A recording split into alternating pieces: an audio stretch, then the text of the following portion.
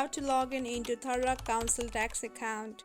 Hello everyone, welcome back to my channel How to Log In. Today on this tutorial video, I'll be teaching you guys how to log in into Thurrock Council Tax account. It is a quite easy and simple process, so let's get right into the tutorial. Firstly, make sure that you are connected to a very stable internet connection. After that, open any browser. For example, I'll be using Safari. Now search for the Thurrock Council Tax login on the search bar. As you can see, I have already searched for it. After searching from these different websites and links, click on the first one that says My Account Council Tax. Wait for a while and you will be directed to this page right here. Now all you need to do is enter your email address and password in order to sign in into your account. And in case you have forgotten your password, tap on Forgotten Your Password option below the cancel. If you are a new user, you can tap on Register option at the top right corner. So simply enter all of your valid information and tap on green button that says Sign In. And with that, you are good to go. In this very easy and simple way, you can log in into your account. I hope you guys found this video helpful. Thank you for watching. Don't forget to drop a like and subscribe to my channel.